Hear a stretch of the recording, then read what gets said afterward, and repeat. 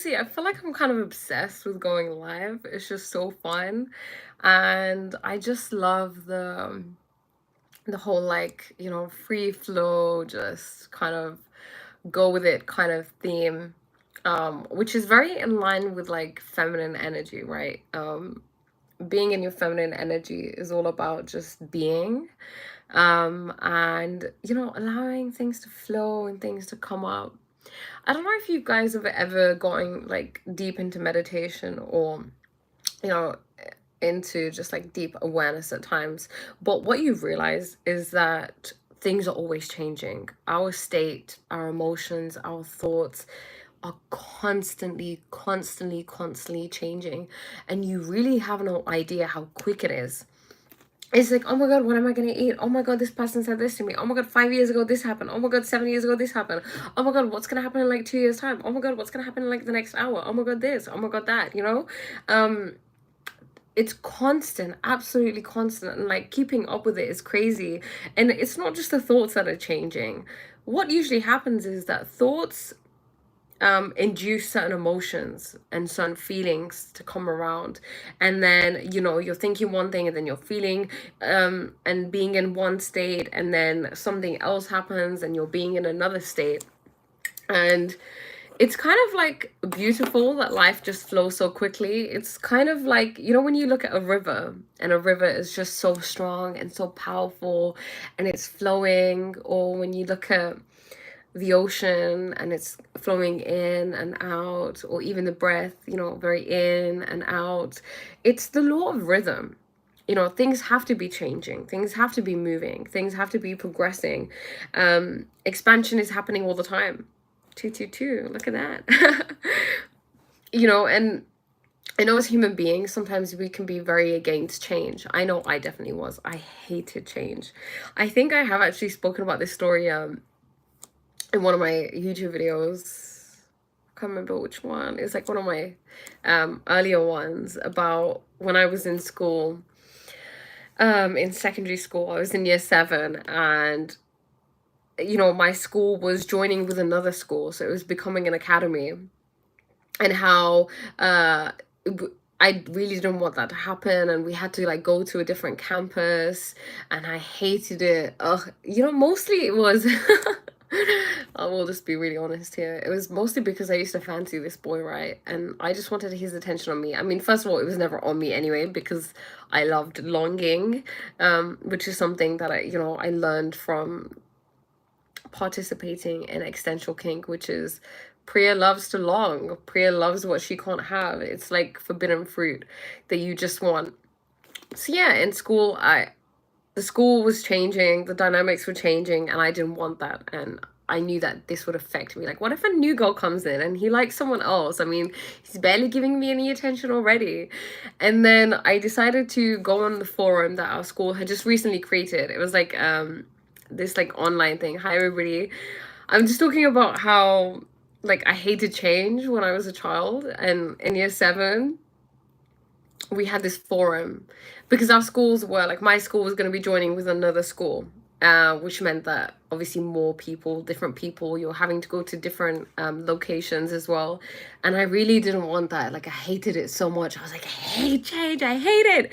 And then yeah, there was a forum that they had online where you could like open like, it's almost like a Reddit page, I guess. I think it's where like you can chat, and like there are pages open and you can like comment. And so hi Molly, I opened I went on every single chat that was open. There were probably about 20 chats that were open, and on every single chat I was like, I hate what the school is doing. I hate the new principal. Why can't we just have the old principal back? Literally every single page that I was open, I took the opportunity to just be the biggest to be the biggest keyboard warrior possible. And then I actually got called into the IT office, and they were like, okay, what's going on here? Thank you. What's going on here? Why did you do this? And I was like, I don't like change, okay? I don't want to be going to a new school. Think about all the CO2 emissions, like from having to move locations and all the people, like, it's not fair, it's not fair. And I was very in my victim mentality and I didn't want it to happen. But yeah, it just goes to show that I was fighting it so much, and I was actually, what are you streaming on just YouTube? Yes, I am just streaming on YouTube right now. I really like streaming on YouTube. I do stream sometimes on Instagram, but not many people come on Instagram, so I just thought YouTube is like a place where I can reach more people, you know? Am I a uni student? No. How old do I look? I finished uni a few years ago, actually. I studied criminology. But yeah, like change, as humans, we can be very against it, right? But we're going against the nature of reality because nature is always changing, right? We have seasons. We're breathing in and out all the time. It's the law of rhythm, right? Like there are so many universal laws that I feel like we aren't aware of, because when you're born, you're not really taught to think about existential things, like really deep dive into, okay, why am I here? Has anyone ever thought that? Like, why am I actually here? Why am I just on this like clump of rock rotating in an empty universe or an empty, I don't know, galaxy or whatnot? And supposedly no one else exists and I'm the only one, very narcissistic, by the way. Like, why are we here? What are we doing? Are we just here to go to school, be stuck in a system, and then work, and then get a mortgage, and then have kids, and then die? Like, is this it? Is that the only reason of life? Is life only consisting of what we can see, or is there more that, like, more than meets the eye? And there is. Hi, Rick, so lovely to see you again. I'm back too. Yeah, I'm just talking about like universal laws and stuff, how it can be really easy to ignore like the deeper wisdom in life. And I love that. Like, I'm a Scorpio, so lots of placements of going deep into esoteric wisdom and just questioning life, which I think is really important, which I think a lot of people don't do. And the people who don't do that actually never find out the secret to life. And yeah, the secrets of the universe, really. Like, what's actually going on? Why are we here? Is there no like bigger existential meaning to life than just what we are told? Because I mean, I know in school seldom was I encouraged to think about like why I'm here and what the greater purpose is. It was just, okay, come into school. To be honest, and also I realized we are talking about loads of things, Molly. Okay, so right now we're gonna talk about the school system. So I went to my sister's parents' evening, and I remember looking around and thinking, school isn't even about education. School is about, come here, there's a syllabus, we are going to put loads of information into your brain, we want you to retain it, we're going to set this exam, and you need to just regurgitate that information out in exactly the same way that we want it on the day that we want you to do it, so that then you can go into another institution that is a business, after all, right? Universities, they're a business. Like the amount, I mean, do I want to go deeply into that? Maybe not, but university at the end of the day is a business. Look how much money you're giving to them, right? And it's like people go to university and there's no guarantee of an actual job. There was like this woman apparently from Harvard, and Harvard, one of the best schools, and she didn't have a job. So it's like, why am I even going there? But I get, like, some people want to specialize and do it for a certain reason. But the point being, school isn't really learning. Like, what I see as learning is far more expansive and far more creative and far more non-linear than what you're kind of shown and what you're kind of conditioned with. Yeah, I feel you. Last year, I quit my job in London to walk through the mountains of America to achieve enlightenment. Oh, wow, Chris. Jeez, I love I love that. How did that work out for you? Did we reach enlightenment or did we not? School system is exactly like the prison system. It is, indeed. It's true. everything about it. I mean, my brother, he's 13 and he comes home and, you know, he talks about his teachers and the system and how like he has to ask to go to the bathroom, he has to ask to drink water. Everything is so controlled. Oh, I'm sorry to hear that, Maya. Thank you for letting us know, though. I wish you well. I'm sure there's a big old reason for why that happened. Maybe you need rest. You know, everything happens for a reason.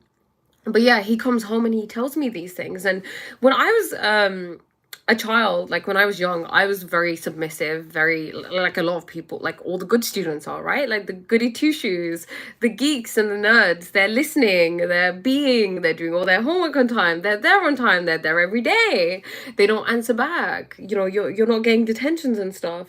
And you know, so I was very obedient. And with him, I don't want to nurture that within him because I used to think that it was a good thing to be obedient. You were so beautiful when you spoke. Thank you, Maya.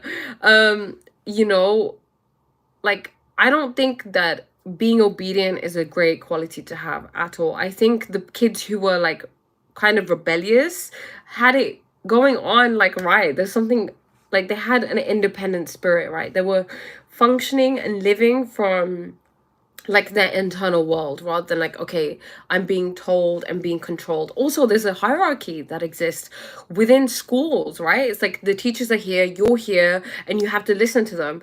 And one thing you know, I'm learning is that with children, I mean, even the word children, I think the etymology, I can't remember what it was, but it's not great. So, I mean, we shouldn't even be calling them children. I think call them young people. I think they should be considered, I don't know how to like express it in English language or even in language, but they're beings that are in no way inferior to us. I just want to say you are really pretty. Thank you, Maya. Today I talked to a homeless dude. I do not smoke, no. Today I talked to a homeless dude about life and time flew by like crazy. I never knew homeless dudes were this profound and intellect got to learn so much. Oh my God, Rick, you would be incredibly surprised. You know, I think I realized about myself that subconsciously I'm like, I'm like such a pious person. I'm not judgmental. Like I treat everybody with love, you know.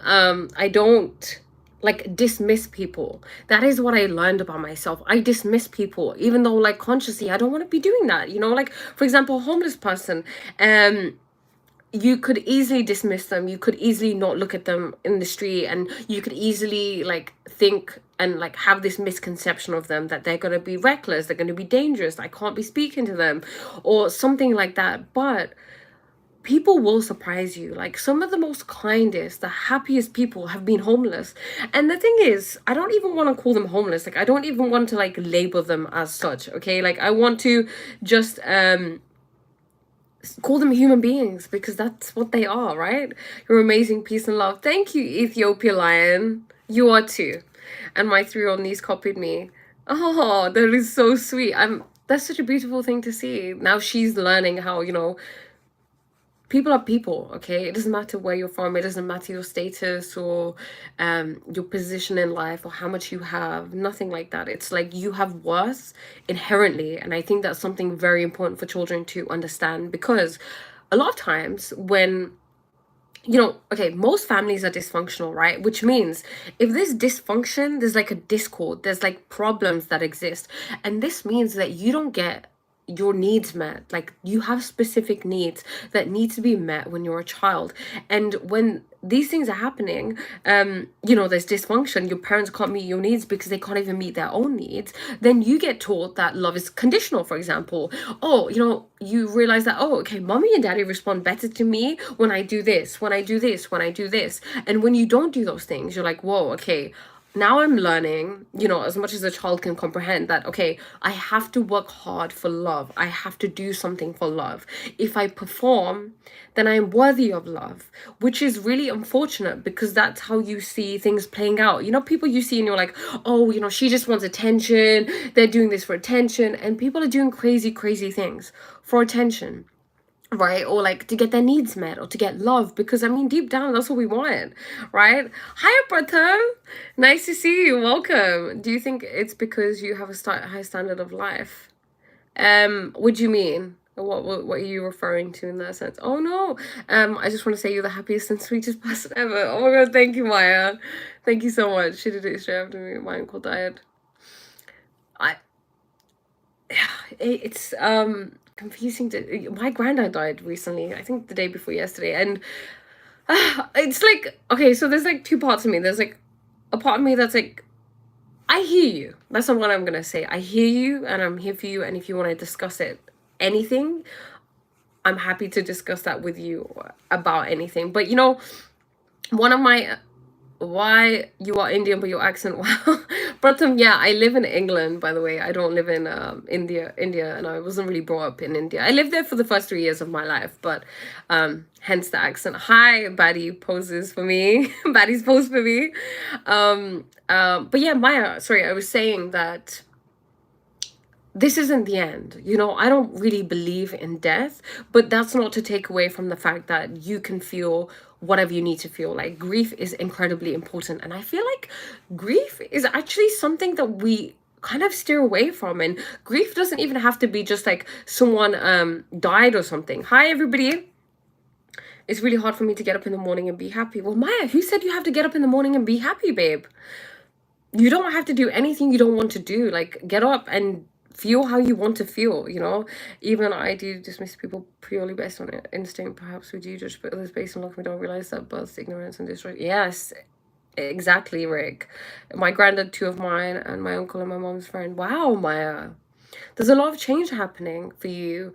And what I would say is, I mean, usually, okay, I'm a projector, so I'm not actually supposed to just give out advice, but let me know if you want to know like my take on it, and I can be there for you. But getting up in the morning and being happy. Look, I woke up today and I was kind of annoyed. I was kind of annoyed the other day as well, and I allowed myself to be annoyed. It's okay. We're allowed to express things. I feel like when you go on like a journey or in life, you just get told that, like, okay, crying, there's not enough space for you. Stop crying, right? Like when you're a child, stop crying. Why are you crying? Crying's not good. Be a good girl. Be a good boy. Good girl. Good boys and good girls and older girls and boys don't cry. It's a weakness. But crying is something that determines whether you're alive, right? Like when a baby cries when it's born, it's like, okay, it's crying, it's alive. Good news, guys. It's not like, shut that baby up. How dare the baby cry? Okay, yes, that's the reason for the accent. Thank you so much for the support. I'm here for you. I'm here for you. And two of my horses. Oh no, not the horses. Oh no, Maya. I'm sending you lots of love and lots of wishes. What's my take on LGBTQ? Thank you, Rick, for that question.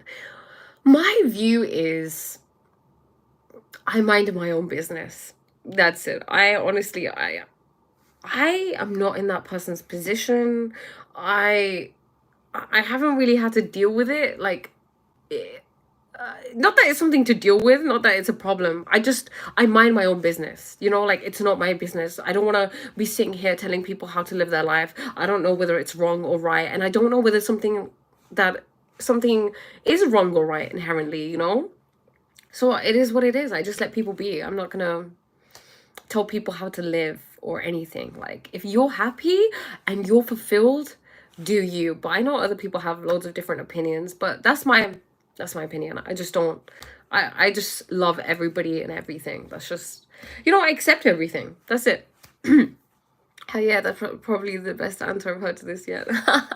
Thank you, Rick. In life, I think we think that we have to have strong opinions about things, right? Like, I have to form an opinion about this. I have to form an opinion about that, about transgender people and gay people and this and that, abortion or whatnot. But you don't. In fact, you are highly, I reckon, conscious and wise if you don't form really strong opinions, if you can remain neutral, because life is neutral, right? Everything is about perspective, and perspective is like, okay, there's my truth, there's your truth, okay, there's Rick's truth, there's Maya's truth, there's Pratham's truth, and everybody's truth can coexist. Everybody's truth is valid, right? It deserves to be there.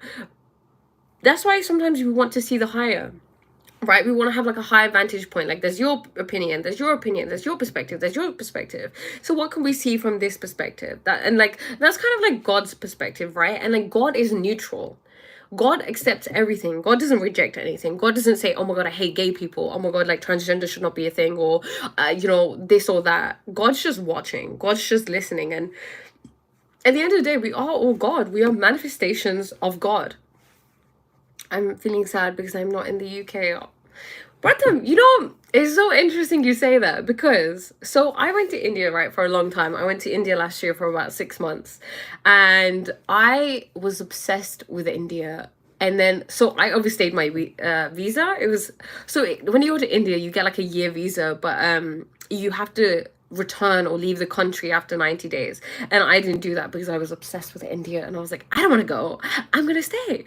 And then it turned out that, you know, I was kind of stuck there, and there was a lot of like fear mongering and people scaring me like, oh my God, you're gonna get arrested, oh my God, you're never gonna be allowed back.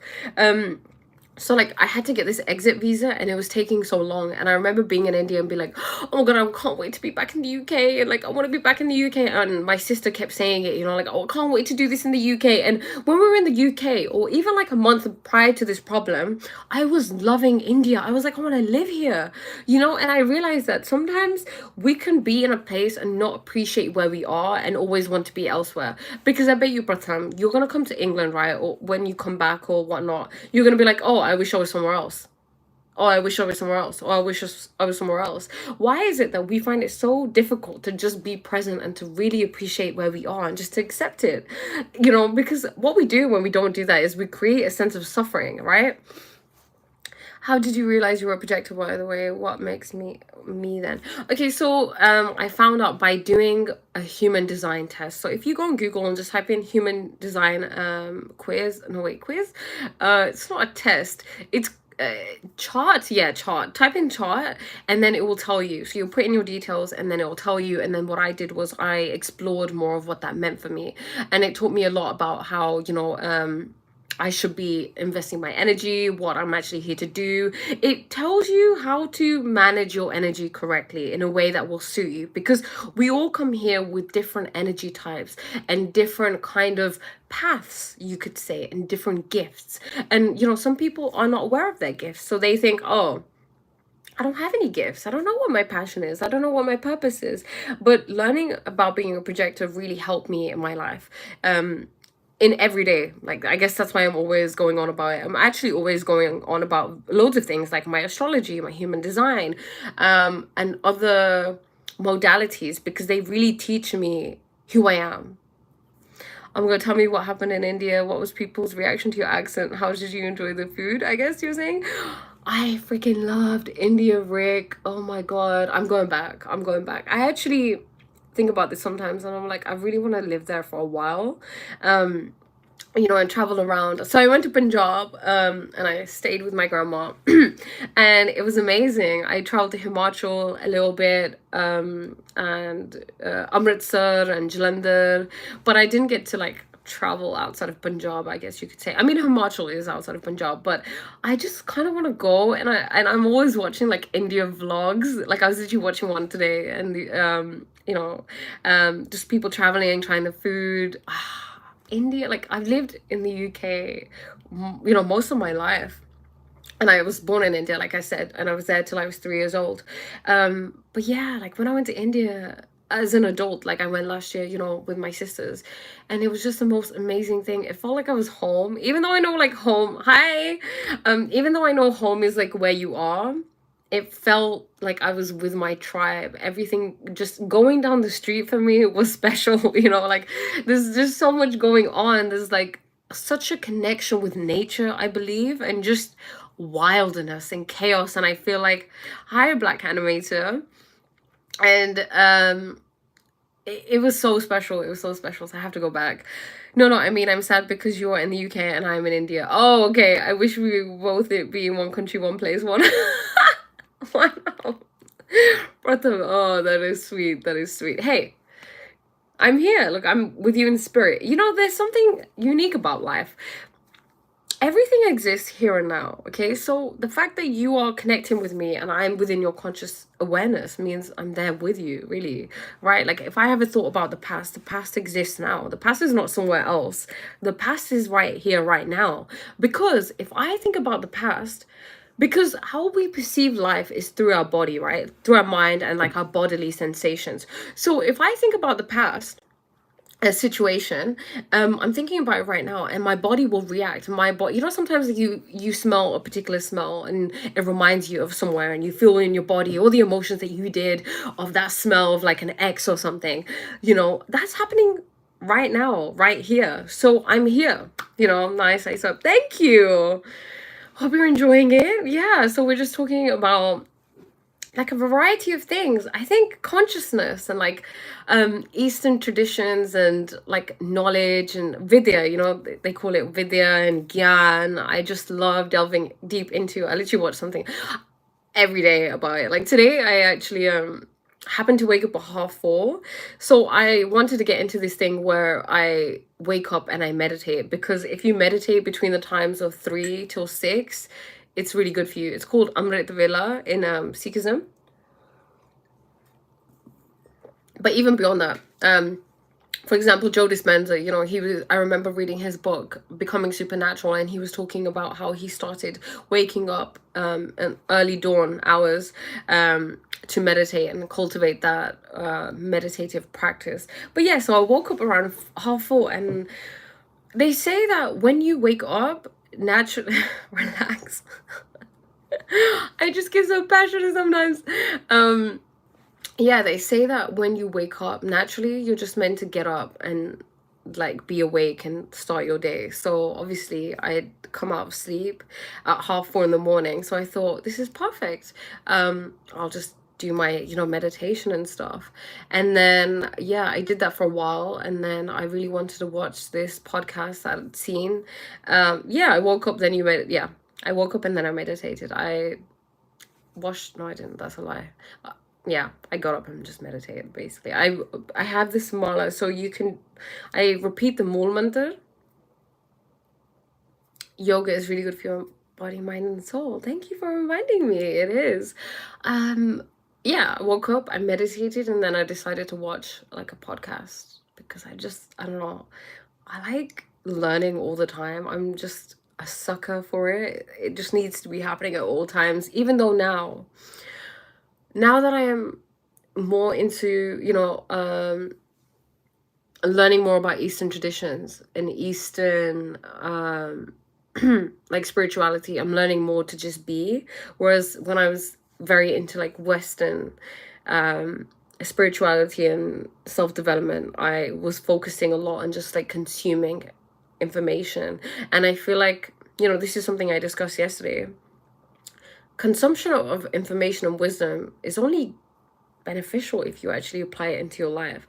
So if I'm reading things but I'm actually not embodying them, then what's really the point, right? Hi, Aman. Where am I from? I'm from England, and no, I'm not in my library. I'm in my bedroom. You're an eagle. What does this mean? Like, you're just an eagle? Okay, interesting. But yeah, I was watching that podcast. I love watching podcasts of yeah. Oh, hi, Dudley. True trap of endlessly looking and gathering information. That was literally me. You know, I would read. I'm not even kidding. I would go from one book to another book to another book, and I think it's because like I said, I'm a projector, so we have a very a large capacity to be able to consume information and to be able to learn. And in fact, if you are a projector, you need to be learning something every single day, because it keeps your mind sane. I realize that reading is something that is like a ritual for me. You know, it keeps me healthy, it keeps my mind stimulated. A lot of times we can grow up and we don't pursue any sort of like education or wisdom or knowledge or learn anything outside of school, because we just think, oh, school's just for learning, and once you end that, like, that's it. We don't need to read books, we don't need to watch anything. But it's not even that, to be honest. You can learn from anywhere. I'm a true believer of, you can learn something from everyone and everything. And a true intellectual person will tell you that, you know. Only someone who's ignorant will say, oh no, you can only learn from certain people with certain things. That's not true. That's not true at all. You're me. Okay. The podcast I listen to is Jay Shetty. Oh my god, that's so interesting you say that. I was literally listening to Jay Shetty today. And Amman, yes, a lovely place. Maybe one day you will come to London. Yeah, Jay Shetty. I was listening to I really liked it. Hi Violet.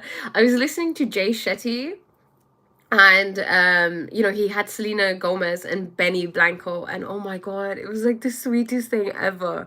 So okay, let me tell you the things that came up. So the things that came up, so my perception of Selena Gomez, I'm not gonna lie, it was very judgmental. I had listened to another YouTuber talk about Selena Gomez, and you know, this was a few years ago, and she had said how she was just saying some things about Selena, and I didn't really know Selena that. I mean, obviously, not many of us do, but we just have perception of people because we feel like we know celebrities, you know, we feel like we can judge them.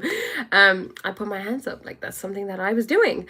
Thank you, Violet. And you know, with Selena, I did judge her, and there was like this thing where I thought she was a bad person and she used people, but I came to a lot of realizations when I was listening to the Jay Shetty podcast. First of all, like, whoa, Priya, chill, judgmental, or why? Like, you know? And look, I don't beat myself up about it, okay? I own it. I take pleasure in the fact that I was judgmental, because if I can own that consciously, then it won't be such a big deal. But if I hide the fact that I'm judgmental and I'm like, oh no, I'm not judgmental, I'm like the most pious, loving person ever, I'm love and light, but then, you know, secretly, unconsciously, I'm judging people, then that creates an issue, you know? So yeah, I was watching the podcast and it was really sweet, and they were talking about their relationship, and I was like, whoa, like that's the kind of relationship that is like goals, you know? They were just so incredibly emotionally mature, and I feel like it's actually something that I wanted to talk about, like relationships. I like, for example, like, okay, personally, I've only ever experienced romantic relationships that were characterized by immaturity because they reflected who I was. Okay, I had a wounded inner child, so I approached situations in emotional and reactive ways, immature ways, manipulative ways, you know, because I just had this need for love and attention that wasn't met when I was a child. So I was trying to get it in the best way I knew how, which was like manipulate someone and think you're a victim and all of this. My skin color is blue, but because I suddenly, it's a strange gum, you know? Oh, manifesting generator, Rick. That's so interesting. Kindly elaborate. Oh, okay. Oh, I actually know loads about projectors, not much about the others. But okay, so basically, manifesting generators and generators have similar energy types, in the sense that you have a lot of energy. You're here to like do things and build things. So that's really good for you. What I would really suggest, Rick, is go onto YouTube, type it in, and it's not just the manifesting generator. Like there are so many different things to it. For example, in your astrology, right, I used to think, oh, I'm a Scorpio, that's all I need to know. But it's like, okay, I'm a sun, my sun is in Scorpio, my moon is in Libra, my rising is Sagittarius, and my others, like my Lilith, my Venus, and all of these things say different things about me. So that is something that you can explore. Obviously, you can ask ChatGPT, you can watch YouTube videos. That's what I do. Like, I find something, I'm using loads of different tools to find out more, because I know that this is something that can help my life. So yeah, I would recommend that for you. Eat. Oh, you ate chewing gum and then you turn blue? Violet turning fat ball. Whoa. Okay. But yeah, these different modalities such as human design really help understand who you are as a person. Actually, you know, it brings me, okay, let me finish the thing about Selena Gomez and Benny Blanco. Actually, oh, it was just, I just felt so happy for her, and I just felt like, wow. So I obviously I said that I had you know, unhealthy relationships, romantic relationships, and I always felt like a victim. I was like, oh, maybe I just haven't found the right person. But now, upon reflection, by taking radical responsibility, I can understand that they were, hi Jack Fernandez. I'm Indian. You know, I realized that it was me. They were just a reflection of me. All of your romantic relationships are a direct reflection of you. They, if you're insecure, you best believe you're gonna find someone who's going to affirm to you, like, yeah, you should be insecure. You know, you think you're stupid? Yeah, I'm gonna create situations, unconsciously, obviously, where you think that you're stupid. But yeah, with Benny and Selena, like, he was just so emotionally mature. Like, they don't argue. I feel like you can have disagreements, you know, and not agree in things in romantic relationships, but it doesn't have to lead to an argument. It doesn't have to lead to shouting and getting angry and raising your voice and cursing and being mean and manipulating that person. It can just be something simple as, okay, I need time out. Let's just you know, regroup in a while. Like, I think having tools in place can really help your relationship. I think pardon me, I think a relationship should be almost like a company. You know, like in a company, you have a particular ethos, right? We're going to value great customer service or something like that. But in a relationship, you can have like, okay, we're going to value truth and love and beauty and like harmony. And beauty and harmony are like, you know, the same thing. So if I have a truth that I need to deliver, am I delivering it with love and beauty and harmony? I'm so sorry to hear. Okay, wait, sorry. Give me a second. Can you predict my future? I am born in November and my name starts with the K letter. Predict your future. Okay. Born in November. November the what? I was also born in November. Starts with K. Okay, so interestingly, in numerology, the letter with which your name starts says certain qualities about you. So all the letters, so okay, my name starts with P. So the word starting with P would be characteristic of me, because P holds a certain vibration. Okay, every letter holds a certain vibration, and your name will hold a certain vibration. Words hold a certain vibration. So I would really suggest looking into numerology for that. But if I was to predict your future, but I'm going to say it is going to be a fascinating, magical life that you're going to have. That's it. Thank you, Rig. Yeah, conflict is healthy only when you can both stay grounded and mature. Yes. Oh, God. You know what it is? I think when you are so used to like a dysregulated nervous system. So when I was younger, there was a lot of chaos, right? There was a lot of drama, there was a lot of chaos, there was a lot of emotional intensity. So that was familiar to my nervous system, which meant that peace and harmony and love were unfamiliar. And when I experienced those, or when anybody experiences those who has been through similar things, you freak out, right? It's like, you know, those situations where someone like encounters someone who is like really nice, right? Like, and they're like, oh no, this is just boring. It's because they find that relationship boring because they're used to chaos. Their nervous system is used to anxiety and stress. And that's why they say if you actually get butterflies or anxiety when you're with someone who you like or you love, it's not healthy. Because real love feels peaceful, it feels calm, it feels like home. Go, you ate. Thank you. And pink looks so good on you. Thank you. Pretty eye, intelligent, and it was Violet, you are a character. Thank you so much. It's really nice we can learn from other YouTubers. I've been single for 8 years. I have really bad trust issues. I like my own company. Okay, interesting. Trust issues. It's not that you don't trust other people. I mean, you probably don't. But if you don't trust yourself, you can't trust other people. That's where it comes from.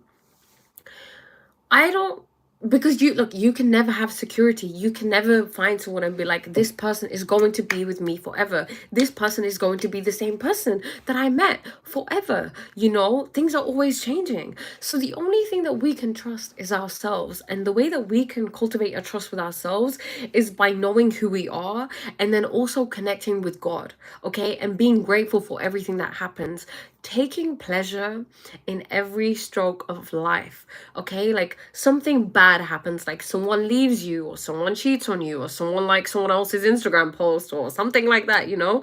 You can choose to feel pleasure in it. And this comes back to existential kink, where it's like we invite stressful situations. So You, Miss Fearless Soul, you probably like this is gonna sound crazy, but unconsciously you desire situations where you can't feel trust. You like not being able to trust. Maybe you like feeling betrayed or something like that. Because if you have it, you wanted it. If it keeps coming back into your life, certain patterns, like you can't earn about above a certain amount, you keep attracting the same kind of partners that you said you didn't want. Or you have certain habits that you're trying to quit but they keep happening. It's because it's all to do with what's residing in your unconscious. So I would say really do shadow work on yourself. Once you improve, not even just improve, like you become aware of what's lurking within you, life changes. Okay, like know thyself. Know thyself. If you know thyself, you know God, you know everything. Okay, because you are everything. Yes, numerology is insane. Thank you, Violet. And look, Violet, if you hate your anxiety, babe, you're gonna have more and more of it. You love it. Unconsciously, you love being anxious. Because okay, I'm gonna take a big shot here. Maybe when you were younger, I'm guessing you were quite anxious, right? You were probably an anxious person. Hence why you now also feel anxiety and you hate it, which means you just attract more of it. Because Violet, the thing you resist persists. That is life. So if we can learn to resist nothing and to take pleasure in everything and to celebrate everything, then nothing can get us down, okay? And I would really recommend reading Existential Kink. It's a book.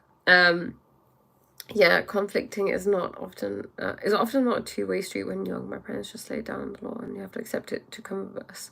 It's talking back and punish, so you carry that forward in relationships. Right? Oh my god. Jesus, yes, talking back. Like it blows my mind that that was even a thing.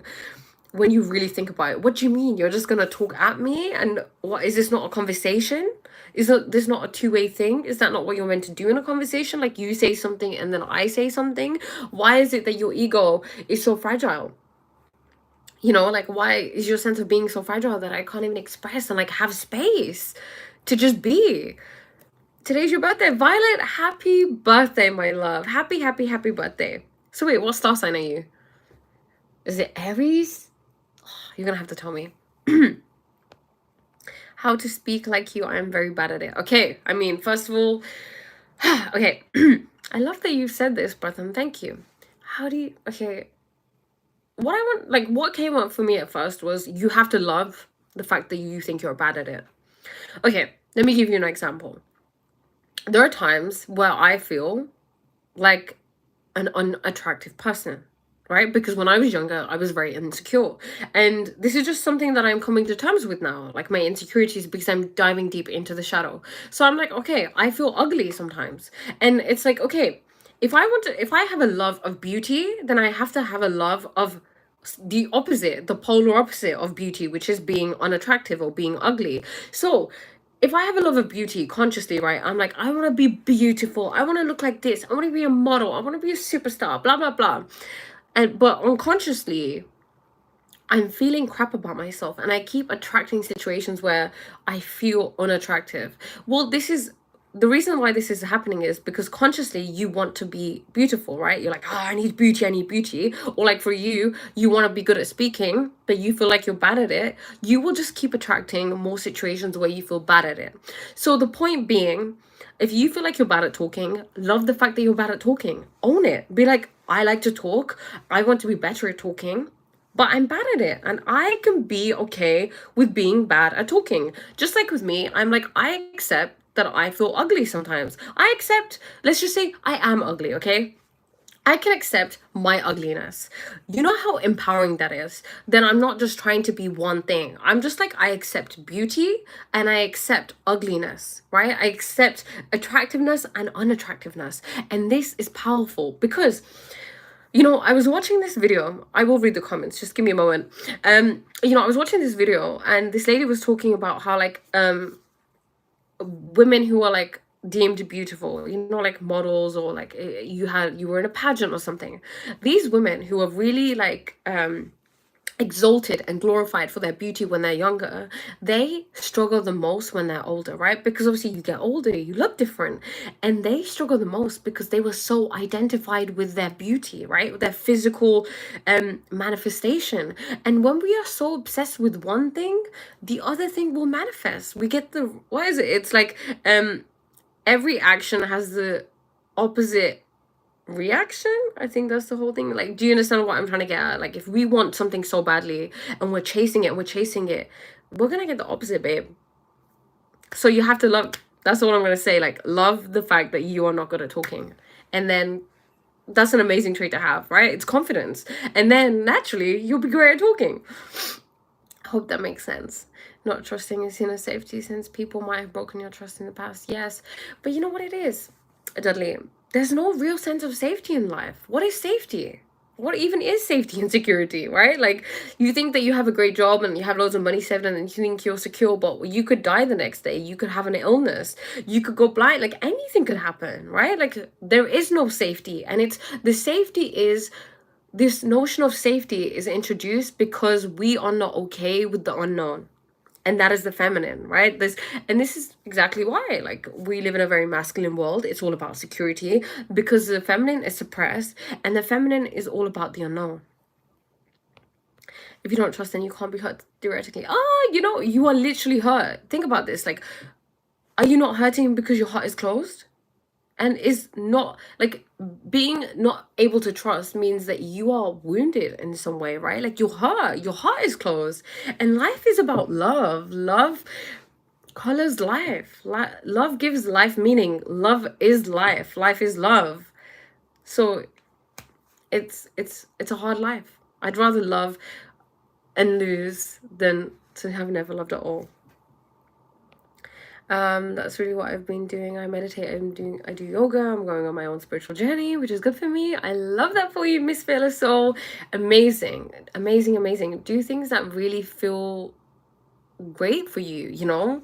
I know it's crazy, but do things that make you feel good, because then you'll feel good. And, like, authentically good. Like, yeah, eating cake will make me feel good, you know, but meditating or doing yoga or taking a walk outside or talking to a loved one or expressing how I feel or going on live on YouTube is going to make my soul happy.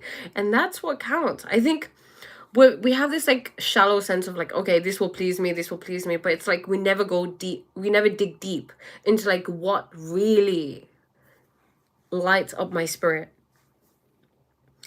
My anxiety position, I was not controlling myself. A ghost possessed me. Okay. A ghost possessed you. Anxiety can keep you stuck. Being stuck is also safe. If you do nothing, then again, maybe nothing bad will happen. You seek safety and anxiety. Well, you know what happens with that? You stay in your comfort zone, right? And life is not lived within the comfort zone. Life is lived outside of the comfort zone. And this is what I mean. When you can do existential kink, you will become fearless because you are not scared of anything. Why not just sit there and be like, okay, let's say I do trust. Let's say I trust a romantic partner and they betray me in some way. How does that feel? And, like, feel those feelings, because we're scared to feel feelings. That's it. You're scared to feel betrayed or cheated on.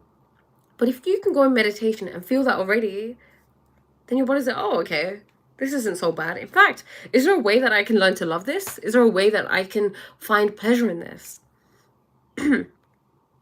You're welcome, Violet. I hate chocolate because of allergy. Happy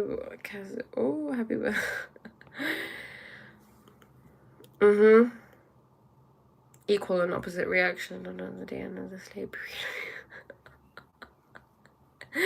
I got beat. Oh no, my life people got beat every day. Was this from your parents? And hi, Leanne, welcome. Welcome. Life is a funny little thing. Life is fascinating, you know, there's so much to learn. And especially with shadow integration, I feel like you really learn about yourself. There was a point that I wanted to make, actually, about the shadow. What was it? A video I was watching. I'll have to link. Oh, thank you, Leanne. Thank you so much. Yeah, I'll have to link. It was, what's his name? Quasi Johar. Okay, I have this thing where, like, if I'm reading someone who's, like, Asian, and, like, talking about their name. I have to say in like an Indian accent, like how this properly said. Keshav, thank you for your question. When did you get introduced to spirituality? I got introduced to spirituality. Well, okay, so they say that there's two ways that one can come into this path, right? There's a person who's going through a lot of suffering and life doesn't make sense. And then there's a person who has everything. And then they're like, whoa, I have everything. Like, there's everything I could possibly want: career, success, a partner, but I don't feel fulfilled, right? So there's two type of people, and they say that if you're in the middle, you're not really likely to go into like a spiritual path. But yeah, I came onto it a few years ago when I was really depressed. I was really anxious. I was suffering a lot, and I just didn't understand life. I had a victim mentality, and you know, my life was falling apart, like my family life, my personal life, everything. I felt very lonely. And then I came across this video, which is really funny story to be honest, but I mean, this is it. Yeah, I was really suffering. I was really depressed. I had, abusing substances, whatnot. And then I saw this video that was talking about inner earth and how there are civilizations in inner earth, and that just like caused my brain and my consciousness to explode. And I was like, whoa. And it was like loads of little things that led to this. And then I just started exploring spirituality. I started reading more about this and learning about how like expansive and magical and crazy life is, and like the truth of life. And yeah, I've just been obsessed ever since. Are you on like is that something you're interested in, Keshav? I mean, you're here, so you must be a little bit, I guess. And I don't have kids. Thank you so much, Leanne. Where do I live? I live in England. I live in England. Okay, let's see what Dudley said with what you mentioned before, anxiety to keep you safe. Yes, okay, so, keeping safe is very interesting. I mean, I was talking about the nervous system earlier, right? It's familiarity. Your nervous system wants familiarity, and I've made a YouTube video on this, which I'll be releasing, I guess, tomorrow once I've edited it, about how you want success, right? You want abundance, you want great relationships, but every time you actually come across someone who is like good for you, like they're emotionally mature, they love you, they're balanced, they're compatible with you, you will probably self-sabotage. You will be like, oh, like this isn't okay about them, like little nitpick at little things. You just won't let it happen because your nervous system isn't even primed for it. So for as long as you feel like you're trying to stay safe and there's anxiety and you need something outside of you to change, because that's what you're saying, right? You're giving your power away. You're like, okay, things outside of me, I need to be like this, this, and this, and this. Only then can I feel safe. But that's not true, because there is no separation between you and reality. We are one. Like, there is you right now. When you look in the mirror, all of you see a physical manifestation, right? You see your physical self. However, this is not the be all end all of you. There is actually so much more to you. There's your energy. So if we took a microscope and really zoomed into your hand, for example, what is there is the same as what's here for me. It's the same as like what's in this. Like if we really zoomed into this cup, you would see energy, right? Like a force. And this force is the same in everything. So there is no distinction between you and life. You are just an extension of life. That's why I say you're God, because God is in everything. There is oneness. What music do I listen to? What music do I listen to? I listen to, I love Indian music, like Punjabi music, especially, if I want to, it really helps me get into a good mood. I like listening to Gwaliya. I love Gwaliya. I've been listening to that. So I've been trying to cut down of like different types of music that I listen to, because I understand like they have different vibrations, and the words and stuff, they have an impact on you, right? Like you remember these things off by heart, but do you even know what they're saying? Do you even know what they mean? Which singer do I like? I mean, if we're talking about Gwaliya, I love Nusrat Fateh Ali Khan. I used to love Bruno Mars, but that was just like me when I was like in year 7. I mean, I still do. And thank you, No Smoking 555. And okay, Keshav, you want a beautiful wife, which God should you pray to? Well, Keshav, there is only one God, right? I mean, God has many different names. So there's actually a little trick one of my friends told me. if you want to manifest anything, especially like a relationship. So what you need to do is get a piece of paper out, right? And think about what you want. And then you want to draw an egg in the color black, and then in green you can write out, okay, this is what I want her to be this tall or this beautiful, or and she needs to have this long hair and she needs to have these qualities, and whatever you want, write it in the egg and then put it away. And then whenever someone comes into your field that, you know, and then you're like, okay, is that exactly what I ordered? Okay, no, okay, bye-bye. You know, you don't pay any attention to someone who's not exactly what you want, which I feel has really helped me, because obviously in life there are so many attractive people, right? And like, I love people of all ethnicities. But I really love my culture, and I really want to be able to connect with someone in like my language, like Punjabi, and like connect on different things. So I had to like narrow it down to like, okay, it has to be Indian sort of thing. But it's like, everybody's so attractive. Yeah. Yeah, I'm spoiled for choice. You're so beautiful. Obviously, seriously. Yeah, so the egg thing, you can use it for anything. Keshav, no, I'm not from Amritsar. For Guana.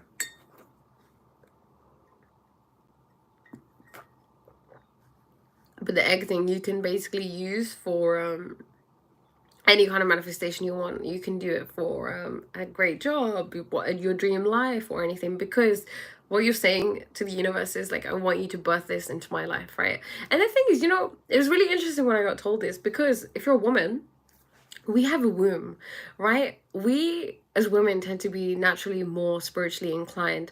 And actually, I saw this video, like I saw I am Indian, Violet. Yeah, I am Indian, but I live in England. Yeah, so I saw this video. What was I talking about? Ah, oh my god, I lost it. The egg charm. Okay, yes, women, womb. So yeah, it was saying how religion was actually created for men, because men needed a way to like have a connection to God, whereas women naturally have a connection to God because we have a womb, which is a creative center, right? And it's like our connection to the spiritual world, because we create life, you know. I do yoga, yes. You marry me, I don't know. I don't know. I guess no right now. Yeah, no. But yeah, the egg thing you can use to just manifest anything into your life.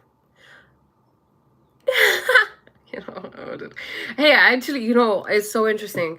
I'm glad we're talking about this, because so when my friend told me about this, he was like, yeah, you can go into depth, you know, you can write anything, like be specific, have as much detail as possible, or like include things like, okay, this person is single, this person wants to be with me, this person is of this age, this person is ready for a divine union, and so on and so forth. Imagine I'm writing what I want, and I've written 4 pages, and then eventually I tell him, I'm like, okay, you know what, I just realized I just want someone who's the male version of me. And I thought that that was true until I watched, and like other pieces of information came to me, right? Like wisdom came to me, and it was like, no, you don't. Can you, like, what could I possibly learn from someone who's exactly like me? And also, you know, like I wanted someone who's like really spiritual and like really spiritually inclined, and I wanted someone who could teach me, because naturally as women we want a man who's like better than us in every single way. He's smarter, he's more abundant, he's more successful, he's more spiritual, blah blah blah. But you know, and it was another podcast I was listening to, which is Sahara Rose. So she's amazing. It was going from princess to goddess, and it was saying how like the princess, when you're in your princess era, you want like love, and you just want anybody, and you want to be taken care of, right? You're not necessarily going to get with a king, and a king and a prince are different, just like a princess and a queen are different.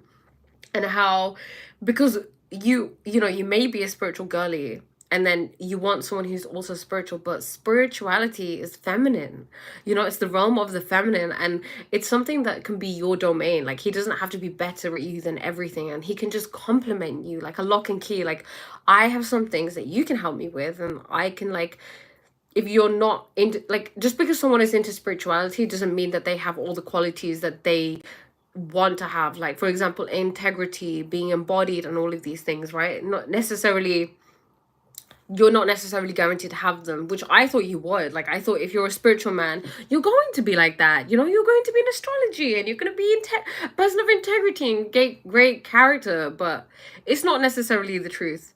I bet you sing well, Didi Hojai. Oh my god. I'm not gonna be singing anytime soon. I'm glad my girlfriend is not the male version of me. You know, why not? I'm beautiful. I'm sure you are, but you know, I'm past the stage of objectifying men and objectifying myself. I think in the past I used to be like, oh, okay, you know, it's interesting because I would never date men who are actually I thought were like really good looking or my type, because I just didn't feel worthy of being with someone who was like physically attractive. Second of all, um I want more than someone who's just beautiful now. I think because I used to objectify myself, then I was insecure as well. It was just a tricky thing, you know. So I'm sure you are beautiful. Everybody is beautiful. But yeah, it would be like, it's just it's a bit too much to be like, yeah, are you gonna marry me right now? I don't know you, you know. There's so much that goes into that I've learned, you know. Oh, gosh, I just the Benny Blanco and Selena Gomez thing was just amazing.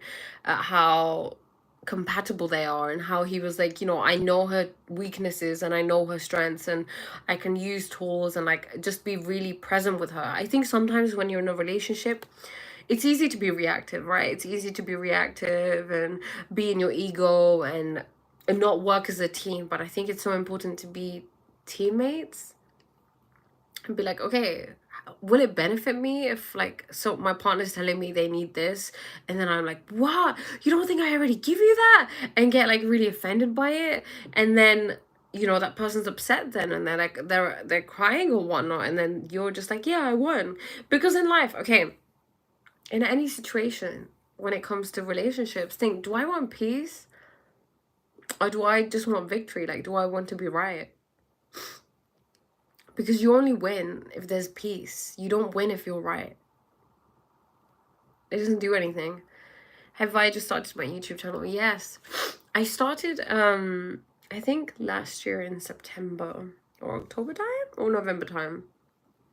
It's very recent and purposeful. I am also on TikTok. So I was on TikTok for much longer, and then I transformed. I moved myself to YouTube, which I'm really enjoying. Do I live stream daily? I mean, at the moment, I feel like I have been. It's going to be like, you know, whenever I feel called to do it. Like, I want to allow my creativity to just flow naturally, especially when you're in your feminine energy. It just comes. Like, sometimes you feel like doing it and sometimes you don't. So it will be like pretty much daily or like every other day or something like that.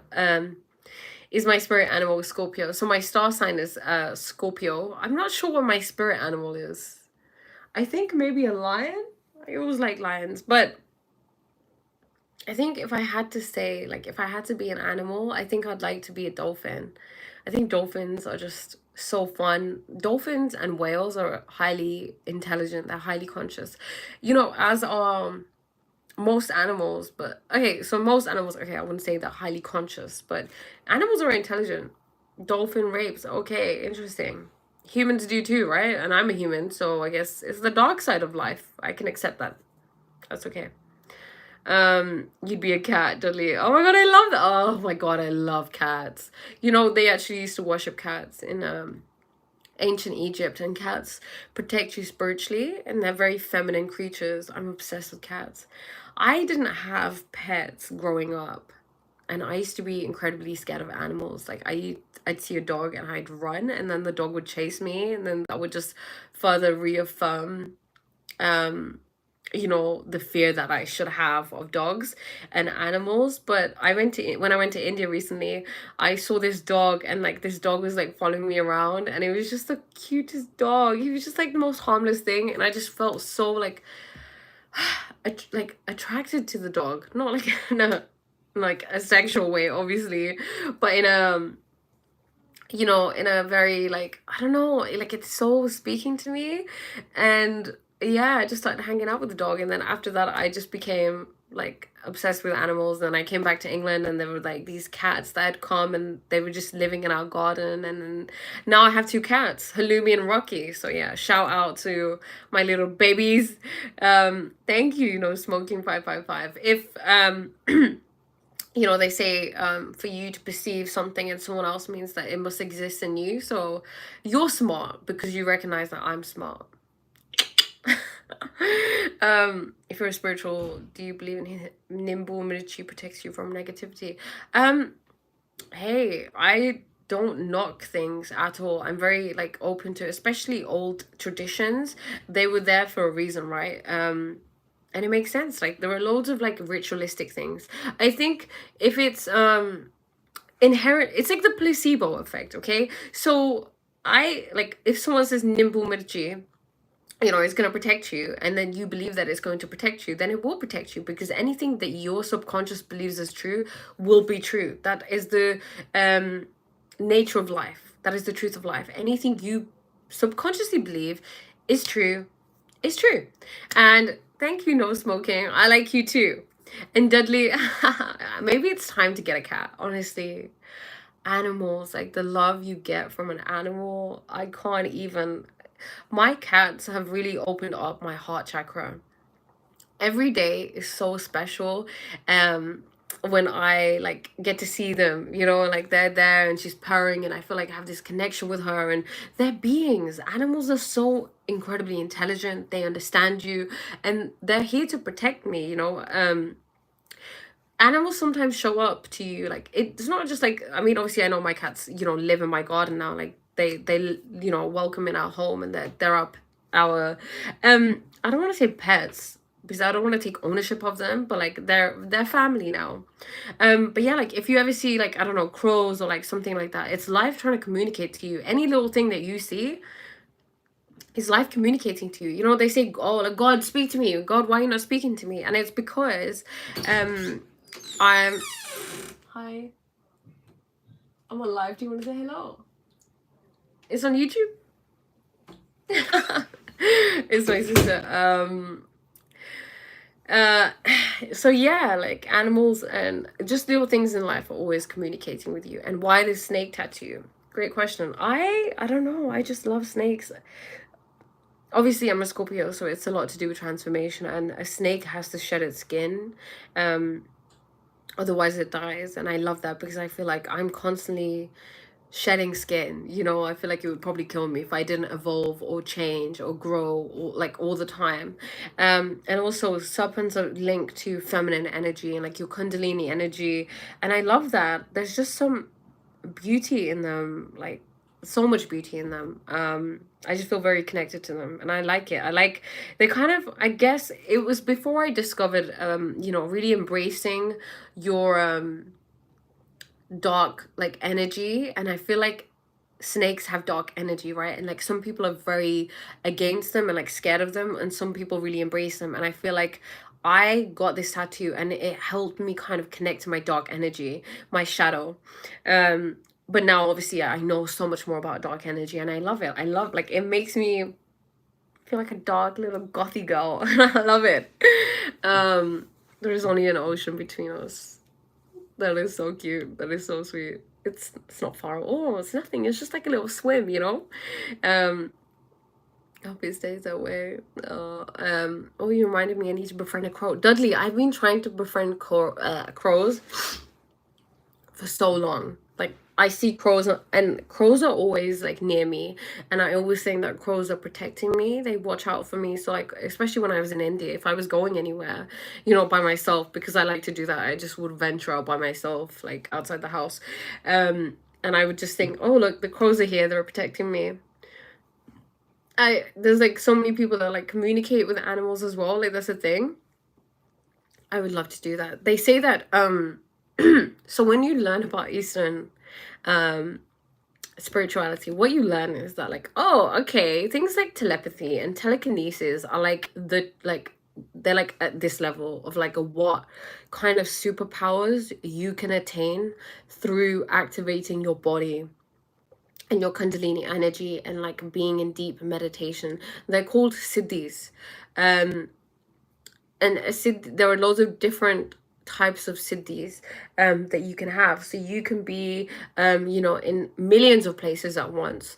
You can hear things that people are saying on the other side of the world. You can see things, you can connect with things. And the reason why this is because we are consciousness. And like some people won't understand that, or they'll be like, oh, that doesn't exist, that's not true. But it is true. It's only, okay, first of all, if you don't think it's true, it's not going to be true for you. You're not going to see any evidence of the fact that it is true. I mean, you probably won't. But I think in life, like, the source of my intelligence, for example, is my open-mindedness. Open-mindedness is the highest form of intelligence, right? It's like, okay, also like creativity and stuff, but like in life, being open-minded and saying anything is possible is the truth of life, because anything is possible. We live on a spinning rock in the middle of like nowhere, that's in a universe that's constantly expanding. I think that's fascinating within itself. Even the fact that we're here, the fact that we're having this conversation, the fact that all of us are, talking, it's insane. Do you have a husband? I don't know. You tell me. I don't have a husband. You may have a husband. Do I like nerds? I love everybody. Okay, of course I like nerds. I'm a nerd myself. Hi Akka. My name is Darshana. Darsna. I'm new. Hi, welcome. Darsna. Or yeah, my name is Darsna. Did I say it right? It's a confrontation bias. It might happen, but you insist it doesn't. Confirmation bias. Oh, are you talking about the crow thing? Wait, I'm pretty sure you're talking about something else. Okay, so the thing with lives is it's I feel like it's more complicated. Yeah, I did. Okay, darsna. What does that mean? But yeah, like with lives, it's I feel like it's more complicated and complex than having a normal conversation with people, because obviously I'm like talking, I'm giving a passion, like a passion is like a lecture almost, and like teaching, and then I'm also like responding. It's a lot. I have a lot of respect for YouTubers for sure. Oh, okay. Thank you for clarifying that, Dudley. Do you like Skittles or the Hubba Bubba gum? It's so good. That is such an interesting question. I don't actually eat either of them. I stay away from sugar. I'm actually doing a parasite cleanse, which I'm so glad we're talking about now, and that was brought up because it is something that is like on the forefront of my, not okay, that's just like a weird way to put it. It's just something that I'm doing right now and I'm really enjoying doing. I mean, it's the tea. So it's a tea that I'm drinking full of these herbs that my friend told me about. And it's to cleanse out parasites that we all have living in our body, that we all need to be cleansing. We're eating so much fried food, sugary food and stuff, and we need to cleanse our bodies, cleanse our minds, because when you cleanse your body, you cleanse your mind and your spirit and stuff. Okay, or UK or Indian food. Obviously Indian food. I mean, I love all food, but I love Indian food. I went to university, right? Okay, so prior to university, I'd be like, Mom, Indian food again? What? Like, I don't want to eat dal again. I don't want to eat sabji again. Oh, do we always have to eat roti? And then I went to university, and then I had to cook my own food. And obviously Indian food requires a lot of effort, right? Like tadka, this, that. Like, it's so much harder than just like buy oven food and put it in the oven and just like make it. So yeah, I was deprived of Indian food. So when I would come home, I would worship the food. I'm like, Mother, thank you so much. This is everything. Darsana, welcome, welcome, welcome. It means God's blessing, by the way. Wow. Wow. Wow. What a blessing that you're here on this channel. I love it. Brown guys are white. Oh God. I love all people. I love all people. Everybody. The first guy I ever fancied when I was a child was white. So I don't like, for me, it's not about like your skin color or anything. It's more about like who you are and like your energy, and like I said, it's like looking beyond the physical. But obviously at times we can become like we can objectify, which I'm aware of. I used to objectify people, I objectified myself, I objectified other women. And I actually made a video about this. And, you know, it teaches you to take a really shallow approach to relationships. Also, you know, I would look at people and like men and objectify them and be like, okay, good looking, not good looking. Okay, not good looking, and not even going to talk to you. Not even going to consider you. I'm going to dismiss you. But then obviously I would get into relationships with people who I didn't even like, they weren't physically my type, because I felt like I didn't deserve someone who looked good. Okay. But what happened was that please say your name, Art and Me. And thank you, Darsana. Thank you for subscribing. What is the book behind you? This one? This is not a book. This is just like my diary. It says Scorpio. You can't probably see it properly. Oh my god, Keshav, you're so cute. When will you come again, Didi? Maybe tomorrow, Keshav. Okay, I'll be around. Don't worry, you'll catch me, I'm sure. But yeah, so you know, I would approach relationships in a really shallow way, and I would be really upset that they didn't see me deeply, especially because I'm a projector. By the way, Keshav, it was so lovely to be acquainted with you. Take care, and I hope you enjoy dinner. Bon appetit. You know, and so good night. Oh, Delhi is so interesting. I was literally watching a vlog from Delhi today. Okay, I'll meet you then. Bye guys. Bye Darsana. Bye Keshav. But yeah, like shallow relationships, I'm a projector. I need to be seen. Okay, I need to be seen and I need to be recognized, and not just like, oh, you're beautiful, I see you. It's like, I see your soul, I see your energy, I see who you are.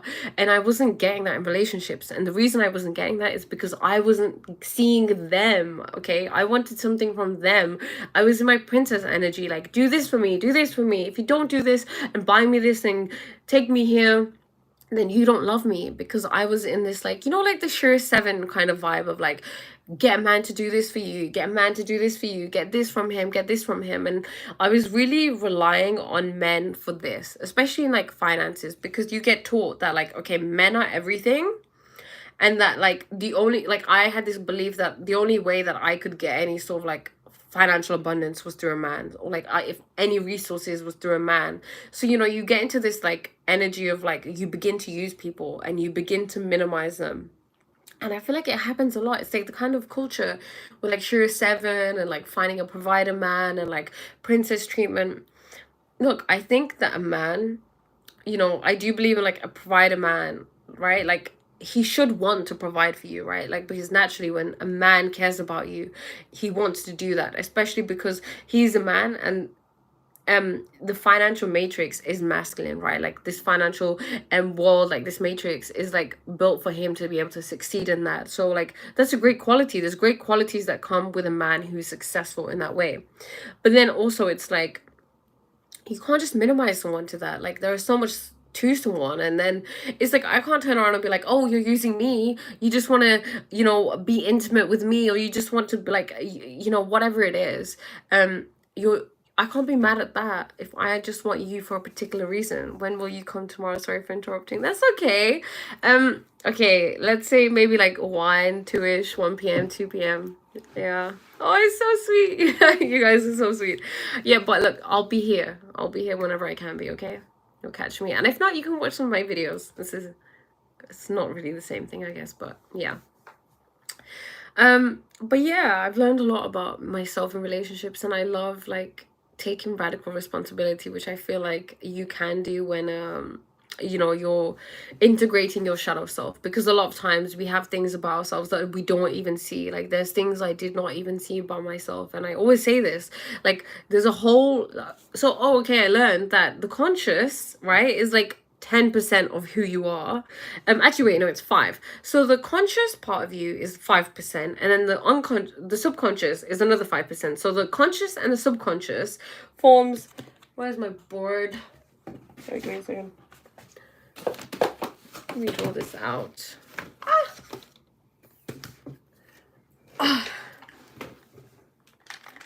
Because this will make so much sense.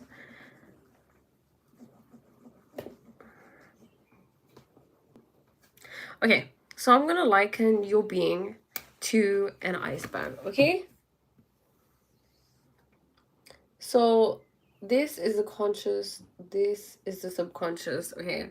And I'm gonna have to write it backwards, so S would be, wait, it would be this way. Yes, last time I went on live, I was writing and no one told me that it was actually the other way around. It was inverted. Bless him. Okay, look. Wait, no, okay. The other way. The conscious. And then U is just easy. Okay. Unconscious, subconscious, conscious. So this is like, how would I write 10%? Okay. Look at me. I'm pretty sure this is like expanding my brain right now. And this is like, how, okay, wait. Percent looks like that. So if I'm doing it backwards, it would look like, no, wait. No, that's wrong.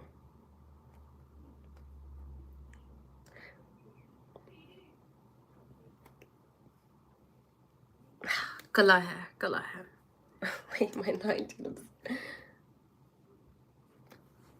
Yay! I got it. Okay, so your conscious and your subconscious forms 10% of like what's happening in your life, and like that's where your awareness is. So out of 100%, 10% is only what we're conscious of. So the rest is 90%. So this means that 90% of your actions, your beliefs, your thoughts, your emotions, and behavior are determined by the unconscious, which is 90% of who you are that you have no awareness of. Am I Tamil or Hindi? I don't know if that's a thing. I don't know if you can be Hindi. I'm Punjabi, by the way. So neither of those. Oh, it's like I'm supposed to provide a honey, but I mean, I just want to sculpt stuff with clay. Hey, you can still do that, and I guess earn a certain amount and be able to provide. Or I don't know. You don't have to do that if you don't want to, Dudley. You do what makes you happy. Okay. But yeah. So there was so much that existed, like all the judgments I had, like how I objectified people. What is your mother tongue? Punjabi. You know, all the judgments I had, the kind of relationships I was getting into, like everything was being ruled by this. And it's like consciously I wanted to be happy. I wanted a healthy relationship. I wanted to be seen, but it's like unconsciously I kept attracting relationships that were very shallow, because I wanted that, because that felt normal to me, because I'd never had a deep emotional connection with anybody. And, I felt pleasure in that, obviously, because the things that are familiar to us give us pleasure, and something that's unfamiliar doesn't give you pleasure. Hence why you attract more of it, the familiar things, which is like maybe pain. And it's okay. Darshana. See, I find difficulty pronouncing it because usually I've heard of the name Darshana, but Darsana is different. But it's interesting. I like it. I won't complain about that. Obviously I'm not gonna complain. How can I complain about someone's name?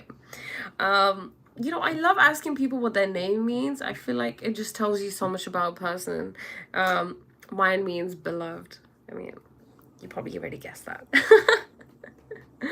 But I want to say thank you for everybody for showing up. I think it's time to call it a night, but it's still day, so I guess that expression doesn't work. I really hope you enjoyed this live, and I will probably see you tomorrow, if not the day after that, if not the day after that, if not the day after that, if not the day after that, I really enjoyed speaking to you all, and I hope everybody learned something. I know I did. So I love you. Have the best rest of your day, and I'll see you soon. Bye.